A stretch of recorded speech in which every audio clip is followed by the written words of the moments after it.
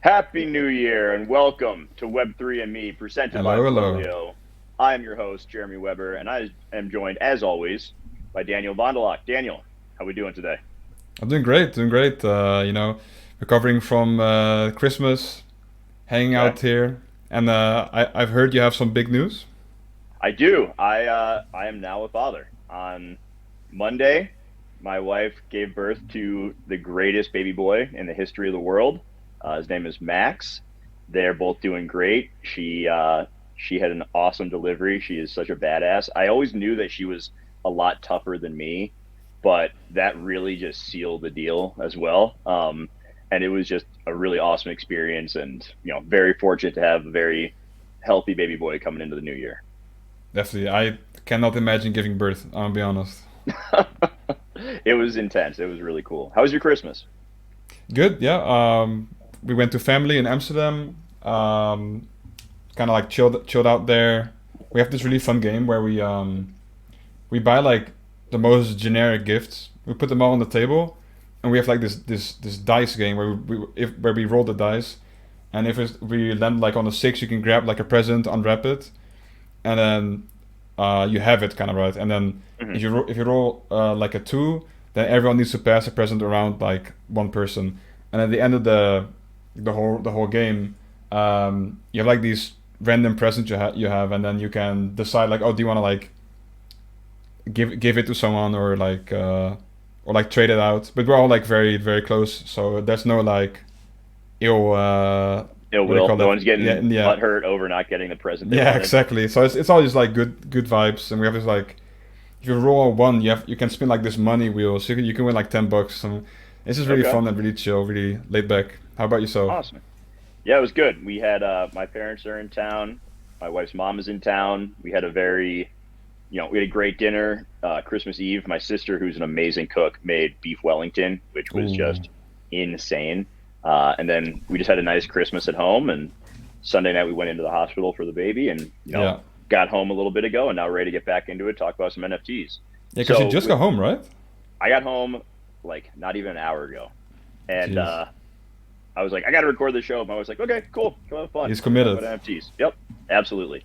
So as we get into it, first off, not financial advice. Nothing we say here today. We're doing a lot of recapping Yeah. of this last week, but bigger on the last year. So nothing that we say today should be construed as financial advice. Also, please go ahead and subscribe to our channel, like the video, leave a comment if you have questions for our next show, and if you want to share what we're doing here at FLOLiO with Web3 and Me, we would love that as well. We're just trying to get out there and educate and make sure people understand NFTs and this changing, constantly varied landscape that we're trying to stay on top of. So, with that in mind, Daniel, let's get into some activity this week. What have you been buying and selling since we last talked? Yeah, so I haven't actually sold too much. So I've sold one alien friend. I've talked about it maybe a week ago, maybe 2 weeks ago. I've mentioned it. So I think I've 2 weeks ago I mentioned it's upcoming. Week ago I mentioned a recap, I think, and today I'm mentioning it having sold one. So I Okay, still holding four. I think I got like a good like 11x like multiplier on my purchase. So definitely like a good exit point. awesome. Still holding four of them, just because I like the project. It's very good vibes. Well, I and then went as a ahead and result of that project, you got the Twitter follow from Gary V, which is oh just yeah, that is you've made it, man. uh, I'm jealous. I'm like, man, that's awesome. yeah, Good for you. yeah. I think I bragged about it in our company Slack. Yeah. I had to show it, of course. Were you going Yeah. around on Christmas telling your family, and they were like, "What are you talking about?" So that was a little bit. I think that was a day or two before Christmas, maybe at one day before Christmas. Okay. I remember going down and going to my mom and being like, so look, alright, there's this like NFT guy, right? His name is Gary Vanderchuk, and he's kind of big, right? Trying to like explain, and they're of course they're like, that's great, honey, you know. Oh, the first thing my mom said was, well, don't do no shady business or something, right? Like she's more concerned than happy, you Immediately know. concerned Yeah, that you're yeah, gonna get like scammed or rug pulled or something. exactly, exactly. So yeah, but yeah, that's very happy. He was following people that had like an alien friends profile picture, I think. Okay. I had to tweet at him, try my best. Awesome. Very cool. Very cool. Yeah, Well, and just we real quick, talked last week. okay, Ron. Sorry. We talked Uh, last week about some of our favorite projects of the year, and so I was able to jump in on a few of those as well. mm-hmm. So I went ahead, got some Gutter Cat Gang, grabbed the rat, the dog, and the pigeon, and then also picked up a wavelength that we showed last week. Yeah. And then on the sales standpoint, I ended up selling a good number of Top Shot moments. Quite a few of those I was in the red on, and so it felt like a good opportunity to do a little bit of tax loss harvesting, like we have discussed before. So that was my activity for the week. So you had the Alien Friends, and then that's what you sold. How about any buys last week? Yeah, so I went ahead and I bought some Wolf Game land. So I've been eyeing Wolf Game for a while. They've been out for like a while, but they haven't actually started the game yet. And the game's launching or projected to launch in January. And I believe Beanie on Twitter said the game has around 9,000 lines of code. And if you would compare that to like a project like Bored Ape would have like 100. So absolutely insane amount of coding that's taking place at the Wolf Game camp. And so Wolf Game came out, I want to say about a month, like 6 weeks ago, maybe, was when didn't they do kind of like a stealth drop of the sheeps and the wolves? Am I correct on that? I believe so, yeah. Okay. And then they did a Dutch auction for 10,000 land pieces, and the other 10,000 land pieces were distributed to Generation 0 wolf holders and Generation 0 sheep holders. Okay. So I'm unsure how the Generation 1 wolves and Generation 1 sheep came to life.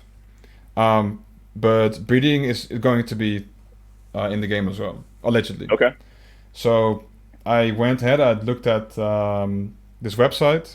Actually, I'll put it up. Speaking of Gary V, he was a big proponent for Wolf Game as well. I know he got in early, and the prices flew right off the bat. I mean, so for those who aren't aware, some of the basics of Wolf Game is there are different levels of wolves, as you can see on the screen there, alpha 5, 6, 7, and 8.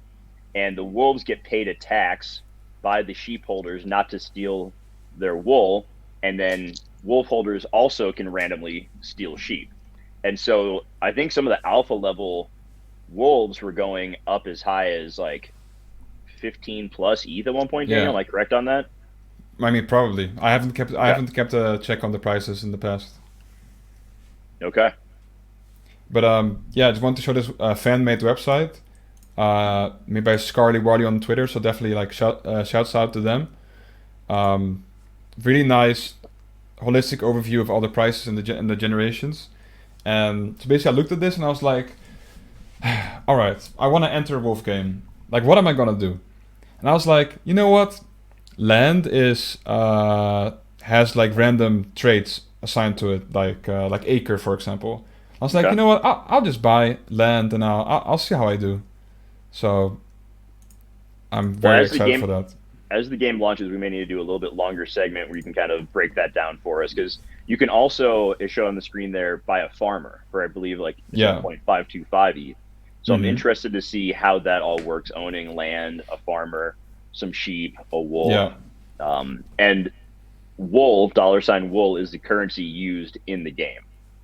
So you shear the sheep to get the wool, and then a percentage of, I believe 20%, is taxed from all wool sheared off a sheep, and that is distributed amongst the wolf holders. I believe yes, if they choose to have this safe harvest type harvest. They can also risk, and then it's a 50-50 whether they lose everything or not. So it's definitely like there's definitely risk involved, and there's so much to the game that's just unknown. It's secret, like how farmers work with land, how wolves work with sheep. Just like the basic stuff from the past is what we know, but like the game's set to launch in January, and then we're all gonna find out like together. So it's gonna be super exciting. Awesome. Anything else that you've gotten over the last week? Can't think of anything more, but I Okay. remember because I was stalking your Twitter that you've also purchased your first photography NFT as I well. did. Yeah, I actually did. Yeah, I got that on I think Christmas Day or Christmas Eve. Yeah, yeah, yeah. Um, I've gotten more and more into photography. So my dad was a professional photographer when I was born, Hmm. and it's always been something that I've found to be kind of interesting. And I decided I wanted to try and support some smaller level photographers. So I picked up this NFT. It is a collection of different waterfalls. So I'm going Yeah. to try to pull it up real quick because I think this one's really cool. And the photographer has this collection on OpenSea. He also has some pieces on Foundation, and I'm blanking on his name at the moment. The collection is called Beyond the Falls, and it is the one that I got is of mountains, the Northern Lights, and I think it looks super cool. It is kind of the flagship one for the collection. I was Yeah. just scrolling through the photography section on OpenSea, so here it is right there. Oh, nice. Like, Yeah, what do you call it? Aurora, I think. yeah, the Aurora Borealis. Yeah. And so it was the cover photo for this guy's photography collection on Oh, OpenSea. I scrolled down, I saw it, and I just thought with the way the water is rippling, the yeah. waterfalls, the mountain, the northern lights, it was just so cool. And so I got it, and it was this is one of the things I love about NFTs that I think is so great is that the guy behind it, I messaged him on Twitter. I told him I loved his work and I was going to buy this piece, and I don't know if he wasn't like didn't believe me at first, but then he saw it go through and he was just like blown away that Yeah. someone would spend half an Ethereum on one of his photographs. And he was just so grateful, and it was so cool being able to interact with someone, whose stuff you purchased. And so I think that's one of the really awesome things about the NFT community right now that we'll get into as we move on in the show, but just the ability to interact with the people who are creating the work that you're buying and collecting is very unique, and I think something really special about what is going on right now. Yeah, So definitely.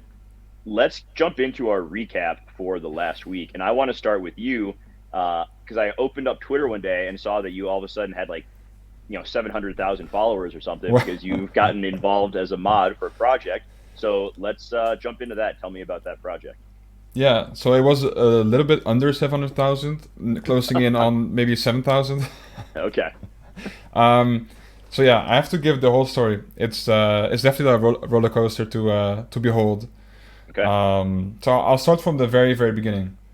So I have, of course, a history of community management. I got into FLOLiO um, after like managing the official Rocket League community for 3 years. So I was like, okay, I kind of want to get involved in some projects.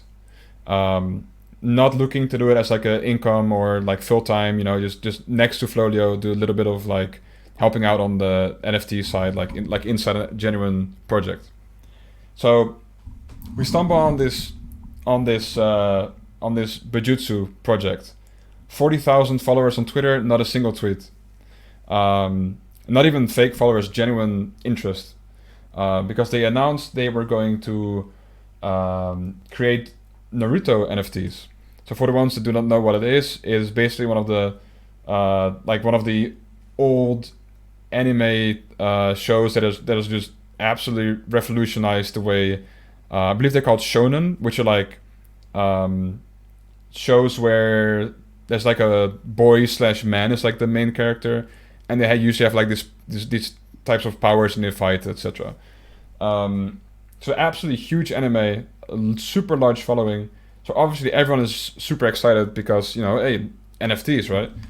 Um, so we were like, also and with me, I mean with we I mean my friend and I, because we're both experienced community managers. So Okay. we reached out. We're like, hey, we can help set up the Discord server. We can kind of manage the community inside. Let's do it. And they were like, you know what? Sounds like a great idea. So here we are in the Discord, having everything set up, looking all fantastic. Um, and the more we let people in, because we didn't want to let everyone in at the same time, because if you let 60,000 people in at the same time, it's going to be an absolute mess.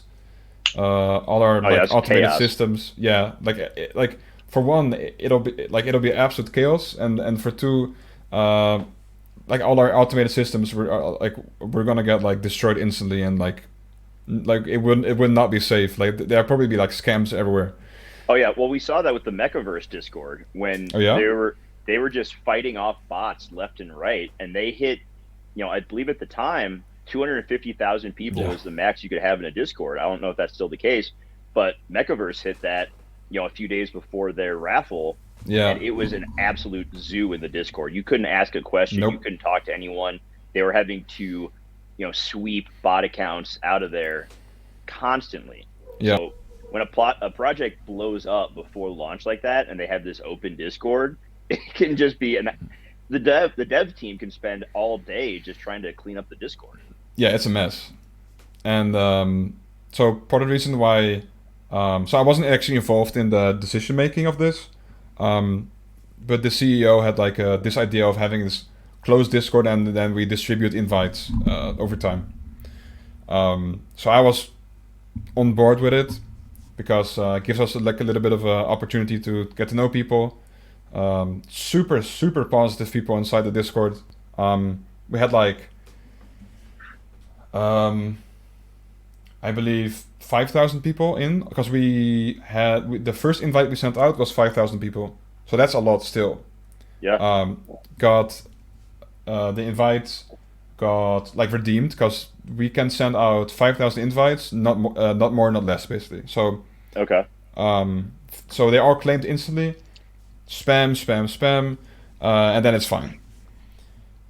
And over time, we have this whole like community formed. It's absolutely like such crazy, positive people, very helpful, very excited. It was great. And then we were 7 days off or 8 days off to a big announcement, and the announcement was regarding the copyright because they didn't originally plan to have a Discord up. They always were planning to give out more information on the 7th, and they basically only created a Discord because we were like, hey, we can set it up. So it is now the 30th that we're recording this, Uh-huh. and a day before, there were some messages surfacing on Twitter saying, look, they don't even have it. They don't. It's fake, right? And we're like, yeah, okay, you're just mad because you're not in the server, right? You're just spreading FUD. And at this point, we're just like I completely believe the project because they're doxxed, so they're not anonymous. Hmm. They went public saying they have a partnership, or like well, not a partnership, but they have the trademark, the copyright to sell. And I'm very sure if they don't, that's illegal. I think I'm fairly sure. I don't know much about law, but I'm like, if there's one way to end up in prison, that's probably it, right? And the most important point of all being, they wouldn't charge you for a mint before the announcement because they were so far off minting. I believe they were aiming to mint like maybe like a month off or something. So it's very very far from the minting process. So if it's a scam, they would have minted way sooner, right? They would have Yeah, minted you're in a gonna week. you're gonna get that money and run. Yeah, exactly. So basically, for the reasons I mentioned earlier, that's why I think it's not a scam. So we we helped set up the server. We're very active on Twitter, and I was setting up some invites on my Twitter account, and bang, got like 7,000 followers. Absolutely crazy. And let's see, maybe a day after I woke up, and then I see this tweet by someone with 20,000 followers. So it's a considerable amount. And in their bio they had like I don't know, like blockchain technical sir, like some Okay. some research title or whatever. And they basically went out and said, guys, I'm sorry to say this, but the Bejutsu project is a rug. Like, it's a scam. They don't even have it. It's all fake. they're gonna rug and run. So I was like, that's an allegation and a half, right? Like, that's not something you can say like out of the blue, right? You need to have something to back it up. And they mentioned they had the contract. They managed to get their hands on the contract that they signed, allegedly. They said they were not able to release it.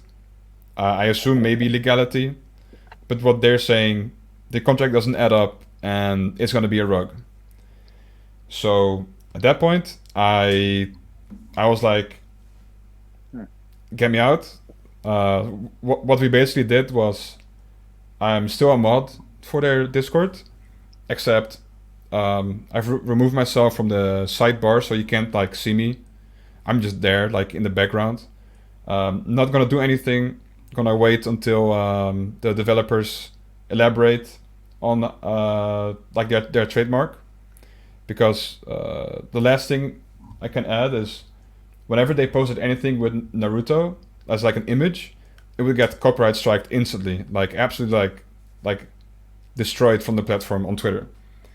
And included was the copyright holder, the American copyright holder, saying they are using our images in connection with an NFT scam, illegal NFT scam.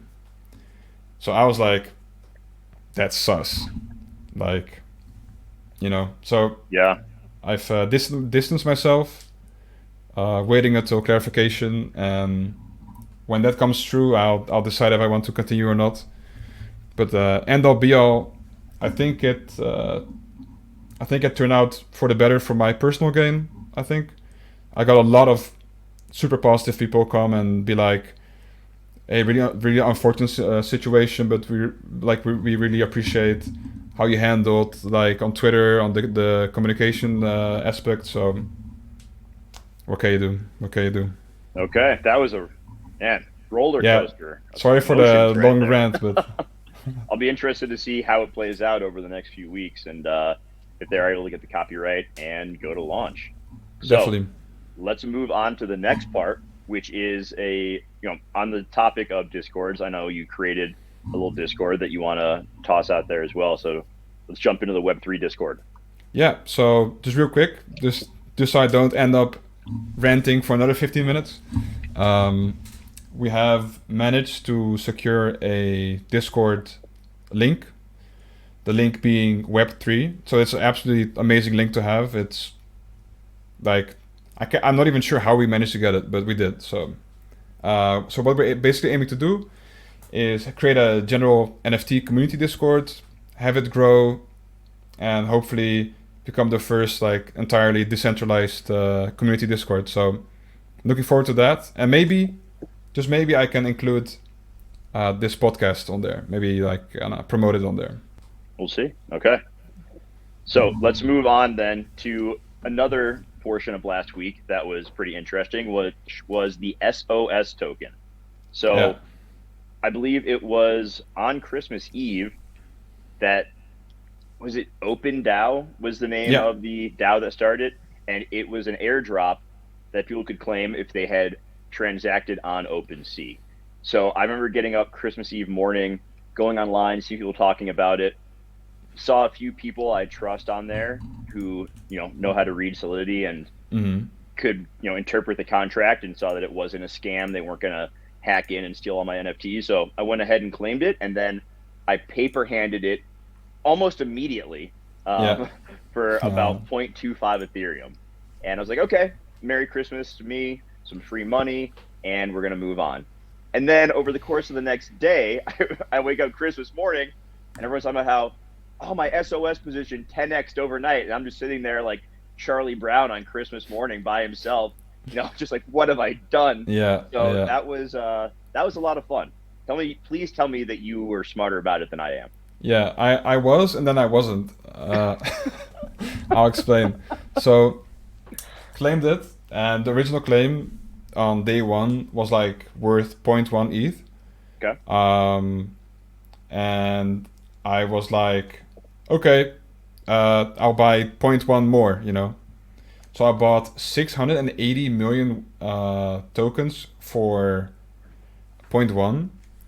and on the highest it was worth like 3 ETH. Wow.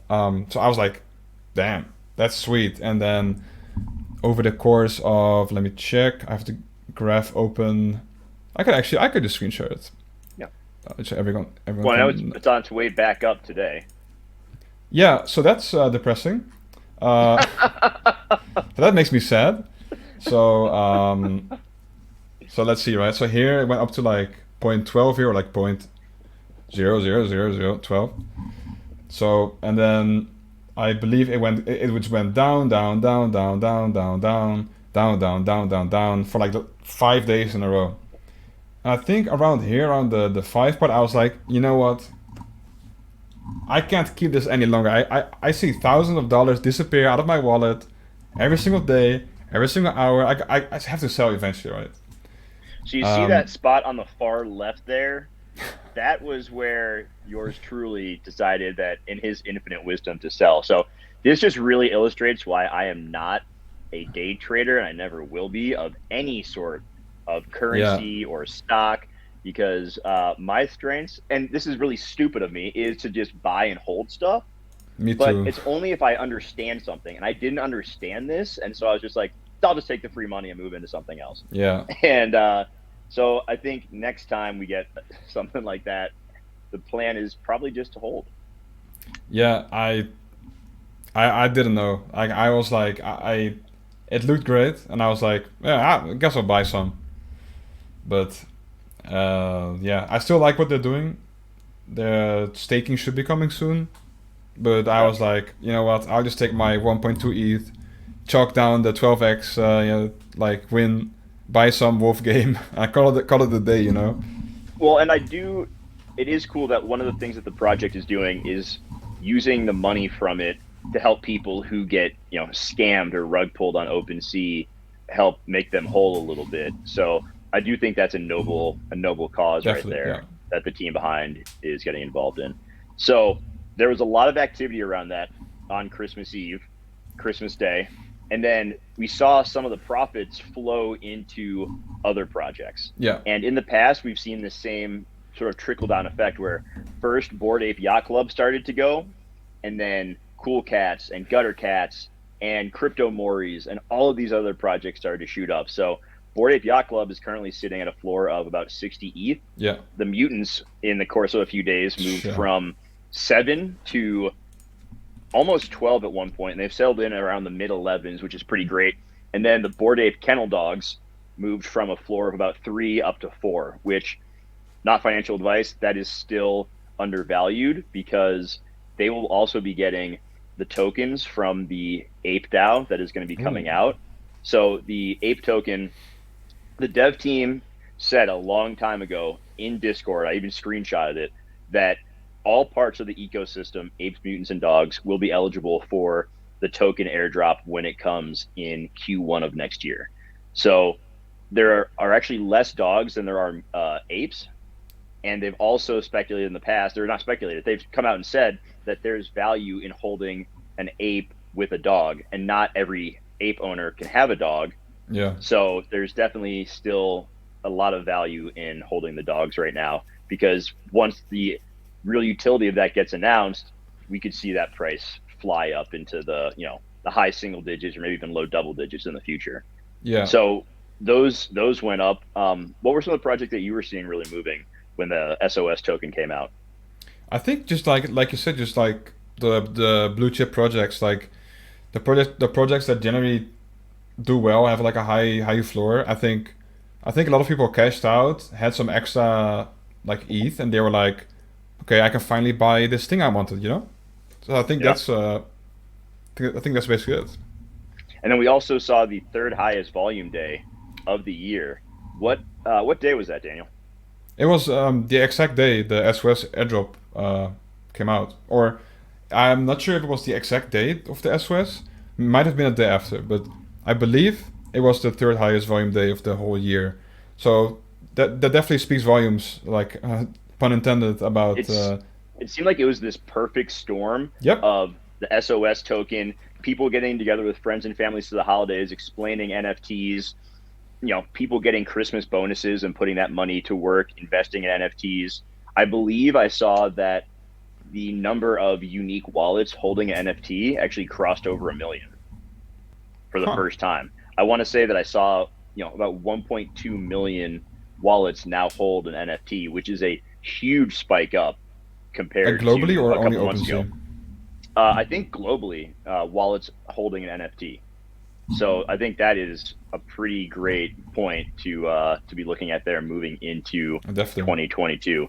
And then the final point of the recap, building on top of Bored Ape Yacht Club and the Mutants, was there were two absolutely crazy purchases. So Yeah. on Sunday, this last Sunday, the 26th, we saw a Mega Mutant Serum sell for 888 ETH, which at the time became the biggest sale in the history of the Bored Ape Yacht Club. So I'll give just a quick review. A few months back, the Bored Ape Yacht Club had a mutant airdrop for current holders of Bored Apes at the time. And this was the last point, or the second to last point on their first roadmap, was that they'd be turning on the Mutant Arcade game and doing a drop. And so 10,000 serums were airdropped to current holders of the Bored Apes, and then another 10,000 mutants were released in a Dutch auction, and those sold out within about half an hour of their release. The mutants have different levels. There is an M1 mutant, and when those were released, 7,500 M1 serums were airdropped to holders. There were 2,492 M2 mutants, which is just aesthetically a different look than the M1. There are some M1 traits I like better than M2 and vice versa. And then finally, the final 8 serums were a Mega Mutant serum. 8? And these 8, yeah. So 8 Mega Mutant serums. And then in the public Dutch auction, 5 people minted Mega Mutants. So there will only ever be 13 of them. And they are very valuable because they are a one-of-one piece in the Bored Ape Yacht Club. They don't share any properties with any other piece. No apes, mutants, dogs, nothing. So I'm going to pull up what the current 10 look like. So on Sunday, the serum was purchased for 888 ETH, like I said, and it was bought by one of the co-founders of Ethereum, which is pretty incredible. I'm guessing that guy has a little bit of money. So here are the 10 Mega Mutants. We have a Deathbot, we have a robot, we have the zombie mutant right here in the top middle. Wow. Next to him is the noise mutant. Then we have the swamp mutant. He's pretty cool. This jelly guy right here, I'm not a huge fan of him. The devil is really cool. I think that's a top 3 mutant for me. Here in the middle is the DMT. This was the one that was just revealed the other day. We have the radioactive mutant, and then finally the electric Mega Mutant. So 10 have been revealed so far, with 3 more to go. And what's really exciting about that is we have 8 of them that are played off of other mutant furs. So the robot, the Mega Deathbot, the zombie, the DMT, the gold, trippy, cheetah, and the noise. So the 3 that have yet to be revealed are the cheetah, the trippy, and the gold. Wow. And so I'm sure the cheetah is going to be cool, but people are really, really clamoring to see what the trippy looks like and what the gold looks like. Because that's crazy. Before that sale last Sunday, the previous highest sale in the history of Bored Ape Yacht Club was for a gold ape at an auction on Sotheby's Metaverse website, and that went for 3.4 million. Jesus. So really interested to see what the gold Mega Mutant's going to look like, which is part of why a few days after that sale, and they found that the reveal happened for the DMT and it wasn't the gold one, an offer was put out for 999 ETH, and within a day it was accepted by one of the Mega Mutant serum holders. We haven't yet heard, as far as I know, when the reveal of that is going to happen. This previous reveal took place live on Twitch. They did a Twitter space, and then they Twitch streamed it so that they could do the reveal live. So really interested to see when this next Mega Mutant is revealed. If it's not the gold, what does that do for the price of the other 2 Mega Mutant serums 1200. because I mean, if it's not like, let's say the cheetah comes next, I think then you're looking at probably 1500 because Yeah. Trippy Fur is the second most rare after gold. And So imagine the stuff you could do with it, like if it's a one out of one. yeah. So what's interesting too that what people didn't realize was it doesn't matter what ape you mutate with the Mega Mutant serum. The Mega Mutant serums are all pre-programmed on Mm, the metadata of what they're going to reveal. interesting. So uh, T. Gehring, he used his Mega Mutant on a cheetah, cheetah for ape, and he produced the DMT. So it doesn't matter what kind of ape you're using it on; it's going to produce whatever Mega Mutant is programmed. And there's no Yeah. way of knowing that. Like you can't like hack in and figure out, oh, okay, this one is the gold right here. Yeah. So is there a like duration of on the serum? Like do they have to be used before a certain date? Nope, it is on the Bored Ape Yacht Club website. You would log in through your MetaMask, and it's going to show you your serums, and it's going to be on there indefinitely. So Oh. this could be one of those things where 5 years from now, maybe the final Mega Mutant is revealed, which has its pros and cons. I think it's Yeah. cool. I think it builds a lot of suspense. It had been a while since a Mega Mutant was revealed, so there's a lot of build up and excitement around it. So I I think that am is looking that was forward. really cool. I'm really curious for the Trippy and Gold one. I love it. I think I So go Twitter ahead. was very split amongst the DMT one. What are your thoughts on it?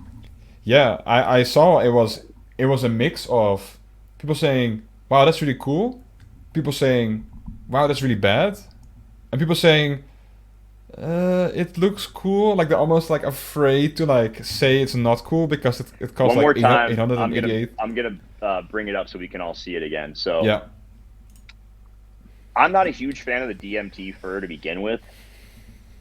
I think this is kind of cool. I do think that some of the detailing on it is really neat. yeah, You can really see if you zoom in on the fur behind the eyeballs, you can see, constellations and stars and stuff on there. I think that's pretty neat. It looks, I mean, they're obviously all cartoons, but it looks, if this makes sense, a little more friendly than some of the other ones. yeah. Not gory, Um, you know. yeah, it's kind of gory looking, but it doesn't look quite as menacing as some of the Yeah. other Mega Mutants do. So that was a big part of this last week. And I think that's a good place to move into our next segment, which is going to be our 2021 year in review. So the year ends tomorrow, last day of 2021. We're moving into 2022. So we're going to go through, what we have experienced this year when it comes to the world of NFT and Web3, and then also a broader overview of what has been going on. So I'll jump into it. So back in January was the first time I ever heard of NFTs. I was on Twitter. There's a guy named Jonathan Bales. He's a DFS, daily fantasy sports player, a professional investor, gambler, all these things. And he put out a blog post about why he had just spent tens of thousands of dollars on a NBA Top Shot moment, which he said in there, why I spent X amount on a video I could watch for free on YouTube. And Bales was a really smart guy, so that immediately grabbed my attention. I reached out to a buddy of mine to see what he knew about NFTs. We jumped on the phone for a few minutes. He kind of talked me through some basics. And then I went and signed up for a Top Shot account. And that was the beginning to what has brought us here today. That was the first domino to fall. So I remember going onto the Top Shot site. And for those who have been on Top Shot before, this was when you could go on and just buy packs of moments in January. Buy, I think about 10 packs right off the bat. Started opening them. It was fun. It was nostalgic. I collected baseball and basketball cards as a kid growing up, so it was kind of cool, chasing after fun moments like that. And then Top Shot really exploded within the coming weeks and, hit peak fervor around March when the All-Star game happened. And I was still mainly on Top Shot at this point. I didn't know too much about other NFTs. And as things started to cool off and dip in the Top Shot market, I decided to, expand my horizons when it came to NFTs and learn a little bit more about it. And that was when fate moved me toward the Bored Ape Yacht Club. I saw people on Twitter talking about it. And one lesson that I learned early in the year, especially from that Bales post, was if you wait until you learn everything about a subject, you're probably going to miss out on some early opportunities to get involved and make, a good amount of money, or position yourself well if you're not trying to sell right away. So I saw people talking about Bored Ape Yacht Club. I went onto the site. At the time, I wasn't even using a MetaMask wallet. I didn't know what MetaMask was. I didn't know how to mint a project, so I couldn't buy it right off the bat. But a couple weeks later, I figured this stuff out, and I bought my first ape for 0.46 Ethereum, and it's been a crazy ride ever since then. I was involved when the dogs came out. I sold my first ape for about 15 Ethereum. I immediately reinvested that into another ape. I moved some other profits around from other projects, got even deeper into the apes, got airdropped the mutant serum, and have slowly built up the ape collection from there. Some of the other early projects I got in on were World of Women. Let's see, what else? There have been, Alpha Betties was one I got in on. That one has not done Ooh, quite as well. So that was, sounds but it was familiar. for a good cause. They raised money to help kids learn how to read. So Uh, in a situation like that, I don't really care if I don't make any yeah, money. Like it's I have charity at a this lot of point. friends. It's charity. It was cool seeing teachers like sharing their NFT betties from their classes and talking about that. So I thought that was a really neat one. And it's been, interesting to see that progress. And then, as fate would have it, I was in a WhatsApp group with the two guys, Chris and Mike, who founded FLOLiO. Hmm. They saw that I was really getting into NFTs.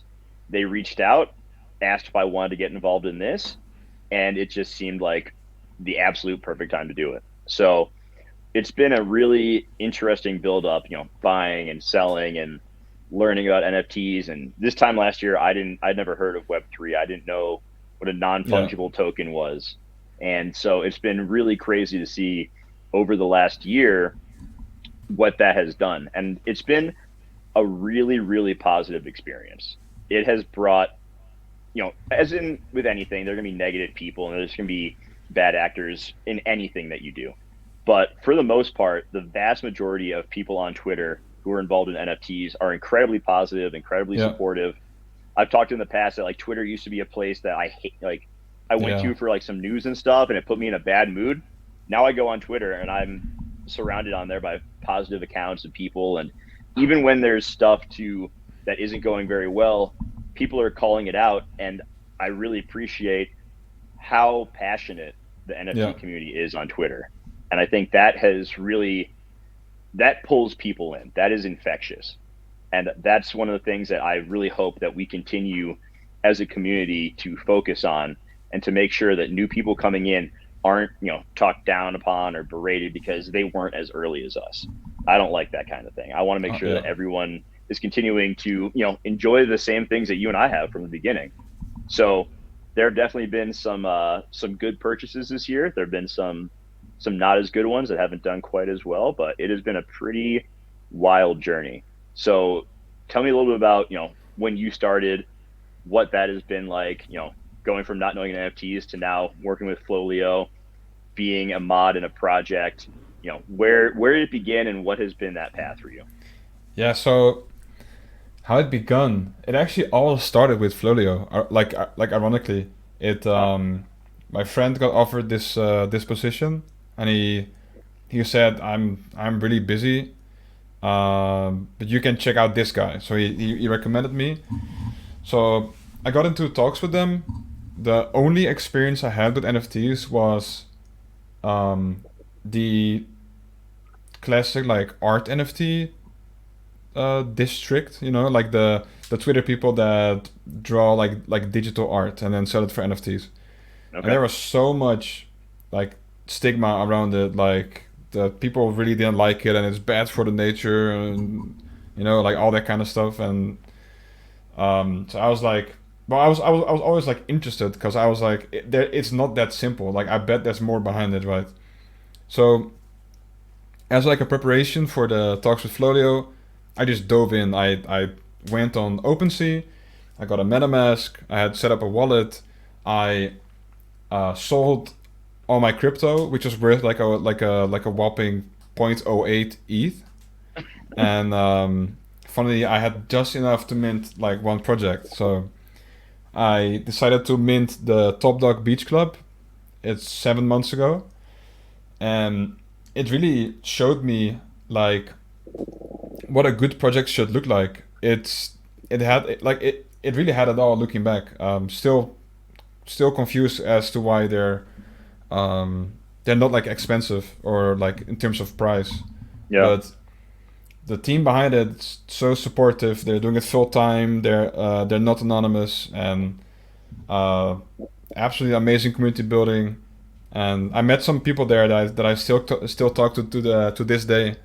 One of my close friends called Floki. I just talk to him like once every couple days. Like we kind of exchange projects. We go like, hey, have you seen this? Funnily enough, I put him on the Time magazine drop, and that turned out to be bad. Yeah. If Yeah, you minted it right away, then you could sell it real quick, but it went down in a big way yeah, yeah, after yeah, after that initial sale. So, yeah, I think that's interesting with Top Dog Beach Club because so many of these projects, there are a few that I come to mind for me, Alien Boy and Wicked Craniums, that have really strong communities yeah, and good teams, but haven't taken off. And I think that those are projects that aren't worth, you shouldn't give up on them. I think there's yeah, still a lot of value in strong communities because we're just getting started with the number of people in NFTs. And we'll get into what we think is ahead in 2022, but I do think we're going to see a lot of projects like that get a bit of a resurgence when we see Coinbase open up their NFT marketplace. And there are a lot of competitors coming for OpenSea, so they yeah. need to step their game up. But okay, so that was your first project. What was, were there any rug pulls that you got in on? Like, what were Oh yeah. some of the lower lights of the year? So I have to come clean and admit it that I sold a Doge pound for under mint. So Oof. that hurts in retrospect. Um, for the reasons being, I thought I made a pretty good case at the time. I still think like hindsight is 2020, right? Like looking back, it's like, well, why would have never sold?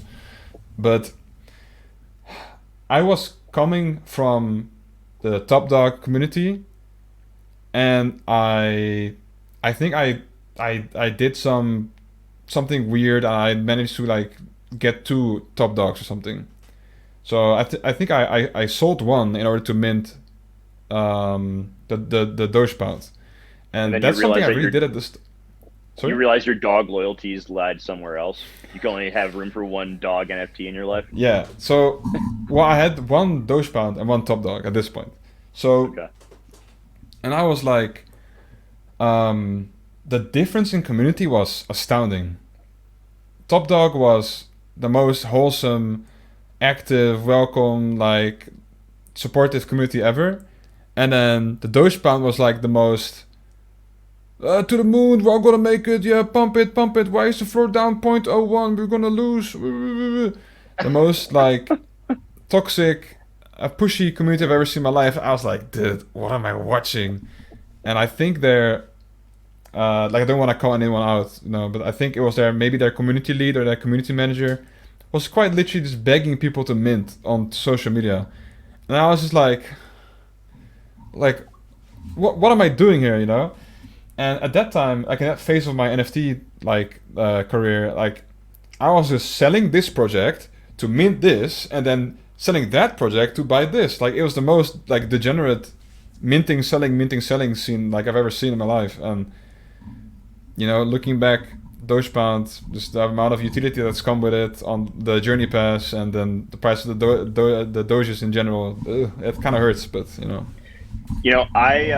I completely missed on that as well. The reason being, the creator of that project was had a Twitter account, and her name was Crypto Babe.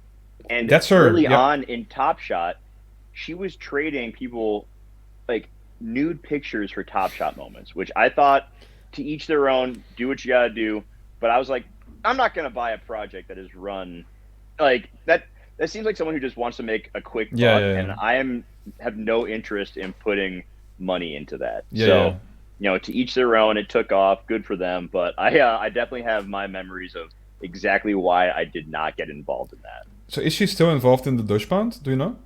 I have no idea, not Yeah, the because slightest clue. it's funny you mentioned that name. Because I completely forgot their name, and then you said the so what was it, Crypto Babe or some? Crypto babe, yeah, Yeah, and I was like, just saw her like going on social media being like, please mint, like we're not minting fast enough, and yeah, it's completely like I guess in a way, like of course I have no experience like before the Doge Pound and before Top Dog, but ever since then I've noticed communities tend to like add influencers and be and incite their community to like interact with the post a lot.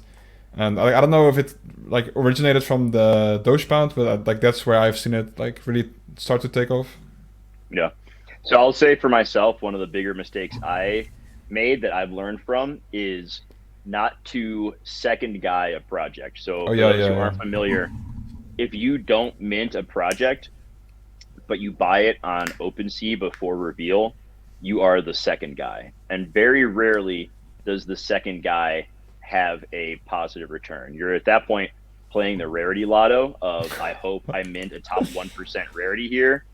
And that doesn't always go well. So there's a lot of value. If you miss out on a mint of a project, wait until after the reveal because people will always just undercut the floor 50, 60, 70% just to unload because they didn't get, a rare NFT of that project. So I think Yeah. that was one of my biggest learnings this year was if you don't get something at mint, it's not worth trying to play the lottery. Oh, what do we got here?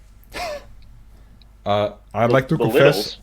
I'd like to confess another mistake I made, which was something you might know as second manning a project.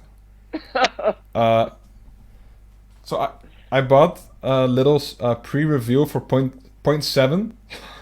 Oof. Um, that hurts.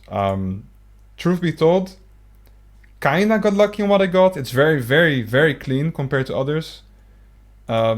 Project is not doing bad, like not at all. It's at point 3 or something.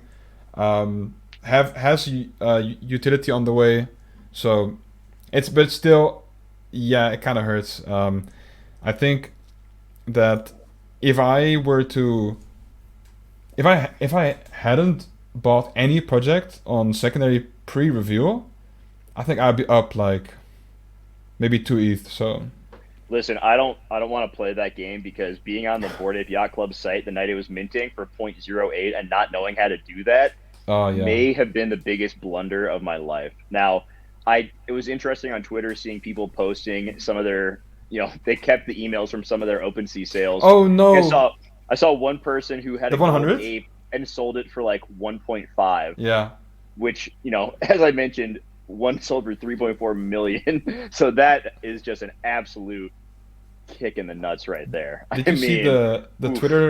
Twitter post where the guy sold 100 apes? Oh God. He sold 100 apes for like Oof. near floor at that point. So I wish I That could find I it, but mean, I wish that person nothing but the best, and I hope that they are very fortunate because I don't want that to haunt them for the rest of their I lives. don't think I could take that. Like I'd be. Yeah, that might be the time to just be like, I think I'm done here. I I think think I'm I just should gonna stick to playing Scrabble and I'm gonna bingo. step away from this forever. So Mm-hmm. that was our own personal year in review. Let's touch a little bit more on the larger NFT market and Web3 and how it's kind of gained mainstream acceptance. So, going back to January, I do believe that Top Shot kicked off this overall bigger NFT boom.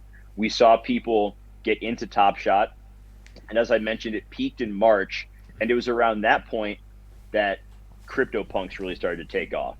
Also in March, we saw Beeple, his Everydays collection, the first 5,000 sell for $69 million at Christie's Yeah. auction house. So for those who don't know, Beeple, his collection, it's one NFT every day. And so he compiled the first 5,000 days, which he hasn't been doing NFTs for that long. He's just been doing art for that long. And he converted that into NFTs. So that's something like what, 13 or 14 years worth of his work in one collection, and it sold for an absolutely obscene amount of money. Do you which know the worst was part? awesome. Is What's that? that the amount of the obscene amount of money that it cost at that point? I wonder how much it's worth right now.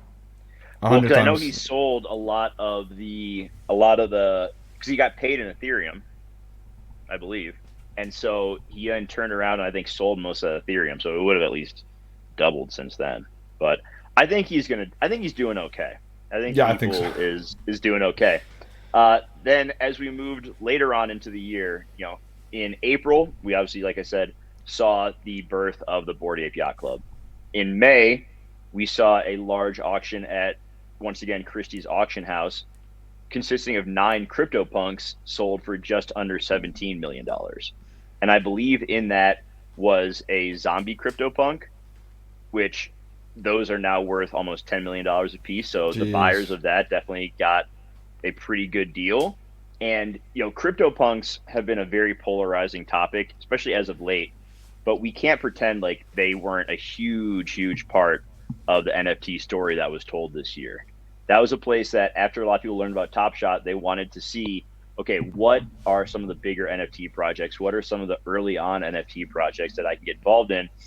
And people immediately gravitated to CryptoPunks and hash masks. And I don't know much about hash masks and why they didn't take off the same way that CryptoPunks did.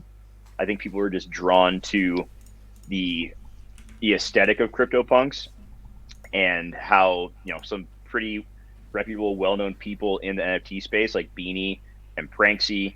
I'm not a huge fan of them personally, but you can't deny that they've done a lot for the NFT space. They were heavily involved in those and helped push that project, into the forefront. So we saw a lot of people get involved with CryptoPunks. Jay-Z, Snoop Dogg, Jason Derulo, Gary Vee, some bigger name celebrities all got involved in the world of CryptoPunks. We saw a zombie punk sell for $4.3 million through the first auction at Christie's Hong Kong. So as the NFT world has moved more globally, we've seen that those early ones are still sought after. It doesn't matter where you are. If you're in the US, the Netherlands, Hong Kong, CryptoPunks still carry their weight. So CryptoPunks are obviously a big story of this year. Do you remember hearing about CryptoPunks for the first time? Oh, that's a good question. I wonder when. I wonder when I heard about it for the first time. I guess I might have heard it for the first time, just like orienting myself on the scene in general, like getting trying to picture like this um like social ladder of like what is the top number one project, right? And back then, like you still have today, there's like volume leaderboard, like weekly and monthly volume leaderboard. I just remember like CryptoPunks, Bored Ape, and then rest, So like miles honestly, ahead. what was your initial thoughts when you first saw a CryptoPunk? Like, what the fuck is this? What the fuck is this? You know, Someone like paid how honestly, much for that pixelated guy? yeah. Like, I guess I had an easier time understanding the idea behind it. Understand that it's not just like what you see is what you get, but it's like everything, right? The whole thing. And yeah, I mean, you know, it's crazy. Yeah. Yeah, it's an interesting conversation between, because it wasn't the first NFT. People Yeah. played off like it was the first NFT ever created. It wasn't the case. But it was the earliest one that gained a lot of notoriety. And there is something, there's an argument to be made between what's better, the first or what has more utility and whatnot. So that's where this debate has come in back and forth. And, wherever you land on that, whatever. We also saw in August, Visa made a little bit of a splash by buying a CryptoPunk and making it their profile picture on Twitter. So that was one of the first times we saw a major brand Yeah. get involved in NFTs. So I think that was a pretty cool step forward. Since then, we've obviously seen other big brands get involved. We saw Nike buy Artifact just recently. We saw Adidas get involved with Bored Apes and Punk's Comic and G Money. We've seen Budweiser release their beer can NFTs. We saw Pepsi release their mic drop ones, which, I mean, that happened recently, and I haven't heard anything about them. They looked pretty stupid. So, Yeah, I you know, disliked it a lot. Arizona Iced Tea actually bought a Bored Ape right around the same time that Visa bought their Cryptopunk. And as we discussed a few episodes ago, Ubisoft created their own NFTs for Ghost Recon. Another thing that I found interesting, and this speaks to the strength of the community as it comes to NFTs, was we saw quite a few celebrities enter the NFT space with their own projects and made absolutely zero impact. A Yeah, lot of pro athletes, from Patrick Mahomes to Rob Gronkowski to Damian Lillard, the NBA player, they all tried to show up and just drop projects without getting involved in the community first. And for the most part, they crashed and burned pretty hard. I do know that the Gronk and Mahomes NFTs did sell out. I don't even think the Damian Lillard ones sold out. I mean, you could have been a random person who spent a lot of time on Twitter and minted or create a project of, a pickle or something, which actually happened, my fucking and you would pickle. have and you would have sold more NFTs than an NBA player did, which just speaks to the fact that in this community, people want you to be involved, and they don't want to get involved in cash grab projects from someone who just shows up off the street. So I think that's a really strong sign for the NFT space in general. We've also seen that development of Web3 getting more and more integrated into streetwear and music, as we've discussed previously. So there is a lot going on there. Daniel, where have you seen some of the biggest impacts outside of just the cute animal pictures? Well, recently I would say artifacts, right? Like it's Yeah, hard to really go around the fact that Nike acquired artifacts. Like I guess we still don't know the depths of their deal, but that's a lot of money, a lot of we need to wait and see exactly what's in store for artifact yeah, because AR, VR, physical. yeah. It seems very likely that there's going to be a blend of metaverse and Yeah, in yeah. real life activity because of the artifact and Nike deal. So I'm interested to see that. Anything else in the year 2021 that really sticks out to you? Any other projects, any other developments? Ooh. And then we can kind of talk briefly about what we think 2022 has in store. Yeah. So good question, first of all, and to answer that, honestly, I think play to earn it Yeah, wasn't a thing. What is CryptoKitties play to earn? Would you say so? I don't think so. That was one of the earliest NFT projects. So, like, I believe that came out 2017 or 18, Yeah, I heard about it. right And I was around like, right around the same time as Cryptopunks. yeah, I heard about it through a friend, I believe.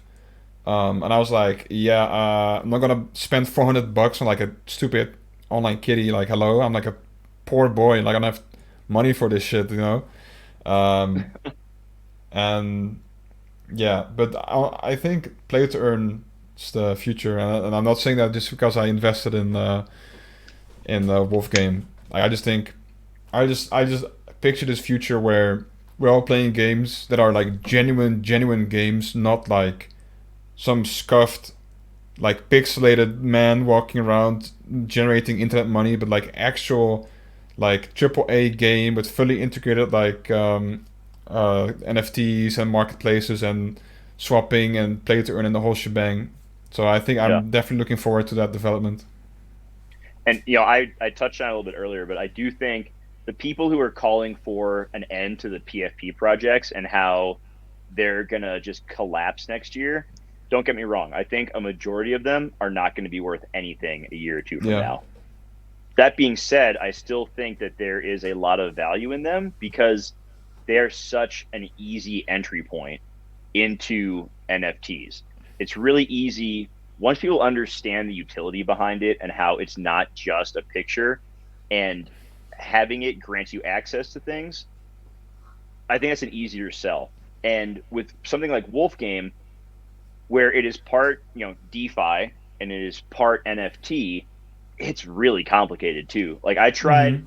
there's another game called DeFi Kingdom, Oh and yeah. I tried getting involved in that, and it's just really complicated. And I don't think that that's going to magically fix itself overnight. And I think we're going to see millions of people enter NFTs in 2022. Yeah. Tens of millions of people.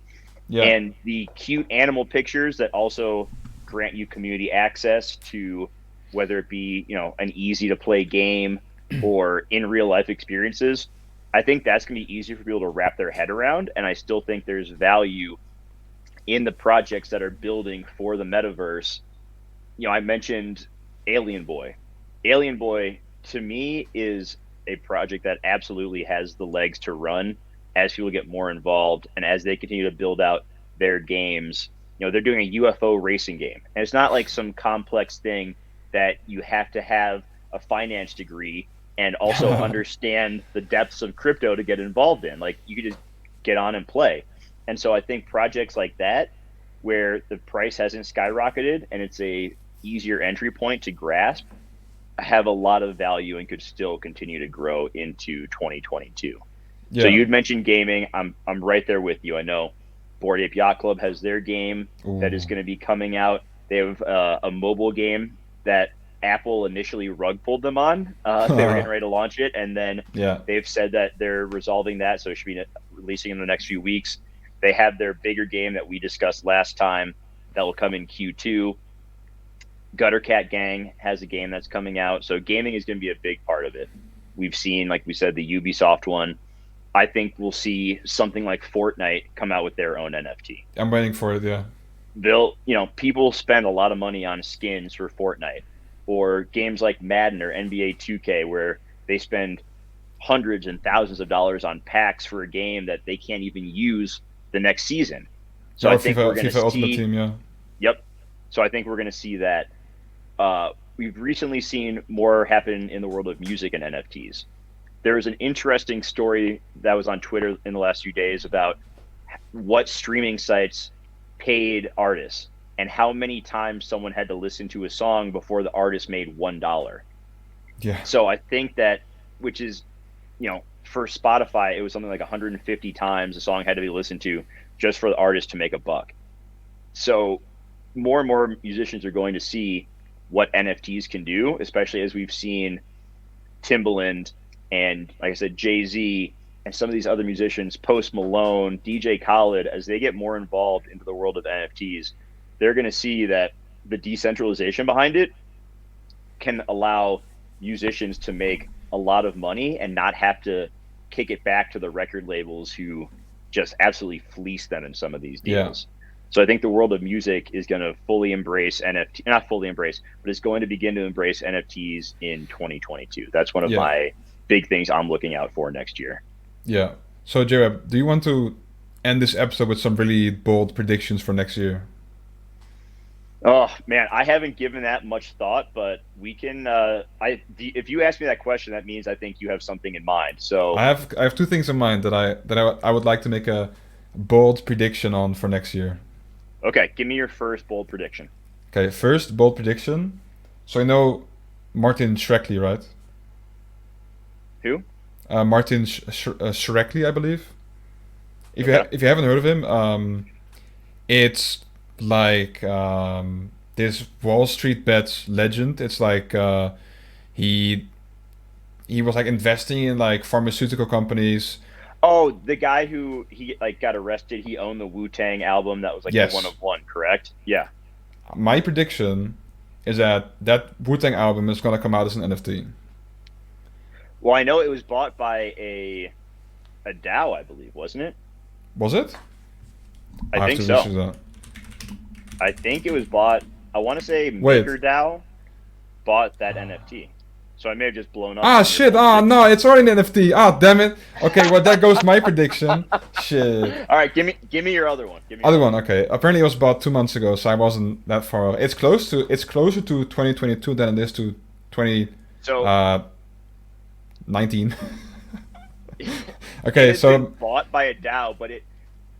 So I listened to someone who is part of MakerDAO talk about this on yeah, a different show. The guy's name is Andy. He goes by Andy8052 on Twitter. they bought it, and they had to arrange, part of the deal was that they could have a listening party Hmm. where the people who are a part of MakerDAO could go to a predetermined location. They had to give their cell phones to a person. They got to go into a room, listen to the album all the way through one time, and then they haven't been able to listen to it ever since.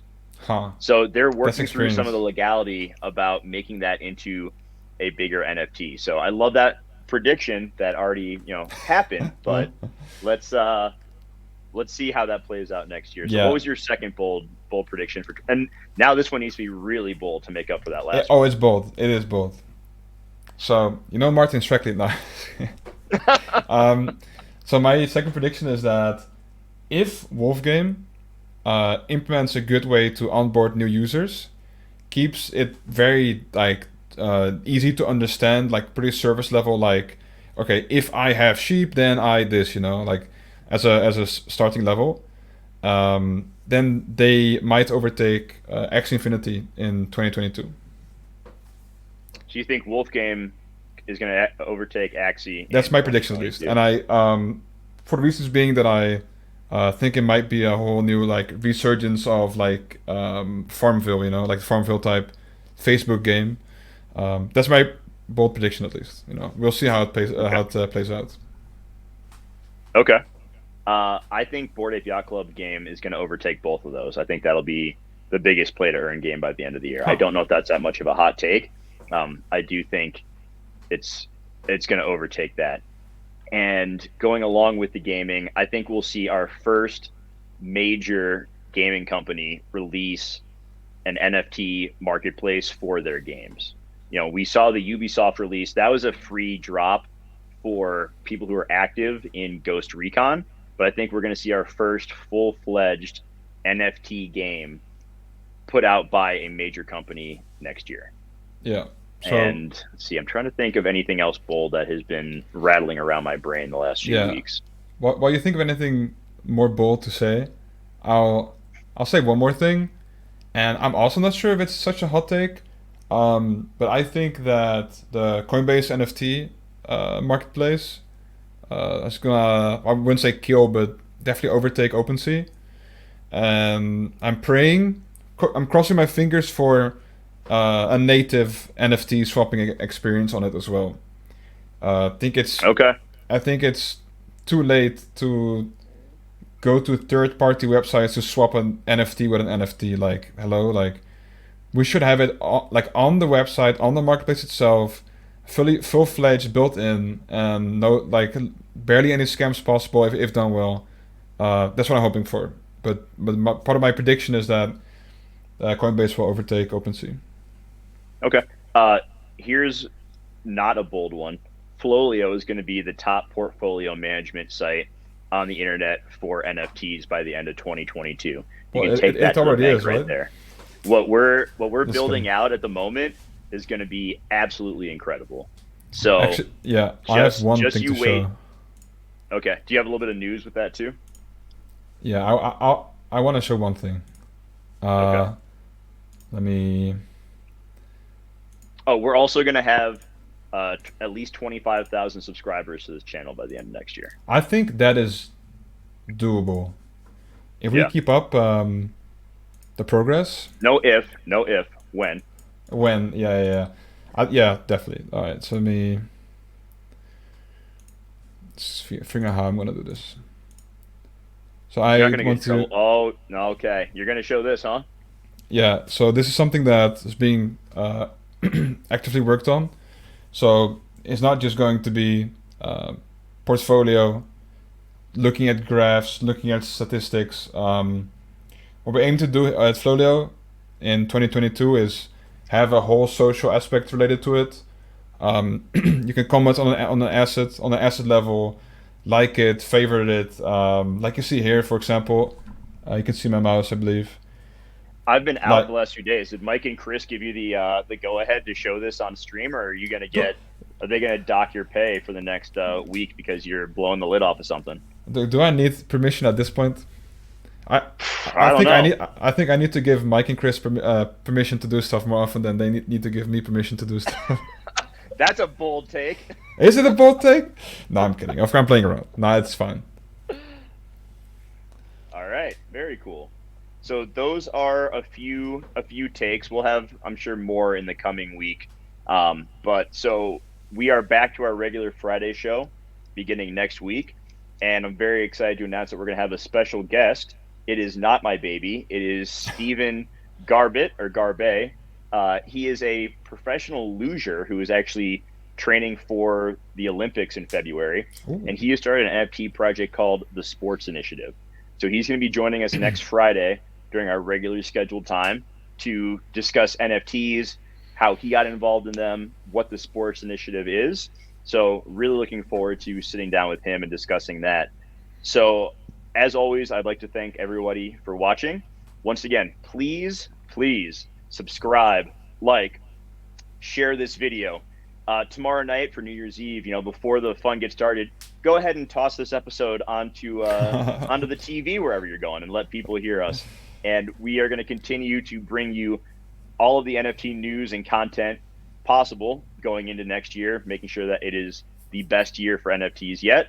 So for Daniel, for the team at FLOLiO, I am Jeremy Weber, JWeb's on Twitter, and I will see you next week. Bye bye. Peace out.